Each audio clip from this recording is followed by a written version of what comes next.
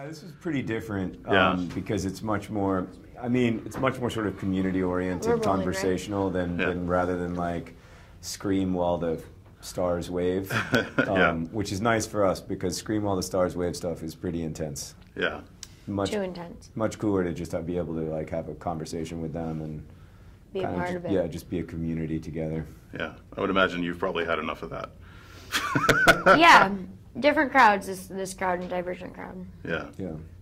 Well, let's start off by talking. Hey everybody, I'm Mark Walters, Bigfanboy.com. First of all, John, I want to talk to you about when you have something that's really close to you like this with your book and it gets turned into a movie. Is there a little bit of trepidation about that initially? Like, were you worried that maybe it wasn't going to translate or wasn't? No, I mean, there wasn't a little bit of trepidation. There was a lot of trepidation. I didn't want to sell the rights. I didn't want to do any of it. I'd had some bad experiences in Hollywood, and I felt like I didn't need to sell the rights. The book was doing well. But about a week after it came out, Wick Godfrey and Isaac Klossner came to an event that my brother and I were doing in Los Angeles, and we spoke for about 10 minutes backstage before the event, and they said everything I wanted to hear. They said that they were going to make a movie in which the female romantic lead has a cannula in her nose for every scene of the movie, and that they weren't going to water it down, and they were going to find ways to preserve the tone, and that they believed that it could be a movie.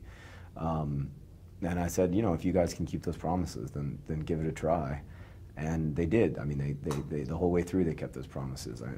Everybody who came on board throughout the process, from the screenwriters, who did an amazing job in my opinion, to the director, to the cast, the crew, everybody was committed to trying to honor the story, and that just meant so much to me, and it's just been a dream experience, just absolute, the most positive movie experience you could possibly have as an author. Good.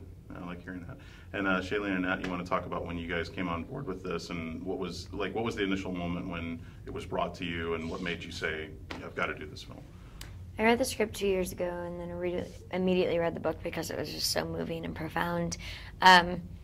And I really, I think I chased after it. Once I went to Fox and I was like, listen, I think you guys are amazing for wanting to make this movie. Please greenlight it. Please go all steam ahead.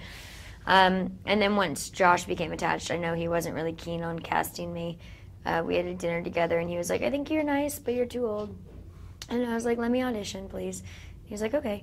So I auditioned, and I guess we both had similar visions as to who Hazel was, but That's an understatement. But I mean, you never really know. I love you, Shay. I know. I love you so much. That's such the most humble way of saying that you destroyed everyone and had everybody racing to the phone begging you to be Hazel. Yeah, but that was. I'm sorry. I don't mean to I just don't want to understate how ridiculously brilliant you were. Did you feel when you walked out of the room? Did you feel nailed it? Was there that moment where you thought this is exactly what I need to do? I did leave the audition going, I just did everything in that room that I wanted to do for Hazel. If they don't cast me, it's simply because they have a different idea of who she is. Sure. Yeah. And Nat, what about yourself? I read the book, and then I read the script right after each other, and I was actually doing press stuff for the director Josh Boone's first movie, and with him, and I said, you got to direct this movie, and so I want to go on the record saying I was when I said that to him. I think, and then 6 months later, I think he owed me, because I had introduced him to it. I think he owed me, so he gave me the part. Yeah, that's exactly. Yeah, that's the kind of guy he is. Yeah. I blackmailed him. Yeah. Yeah, I don't think that's how it happened. Well, we could just make that up. Yeah, we could say that if you want, but really, Nat sounds like a character in my books.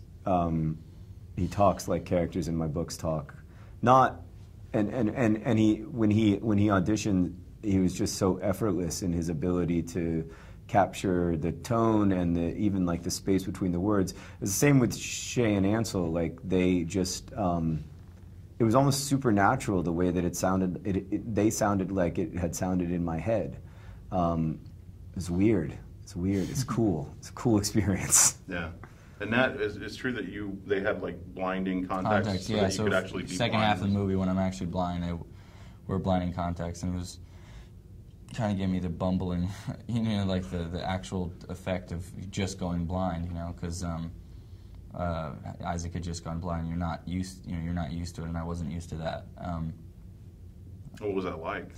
Being it was interesting. I mean, it was actually, I thought it was actually easier because it made it so I didn't have to fake being blind, right. And then also it made it so I didn't have to see any cameras or see any, so there was something kind of freeing about it.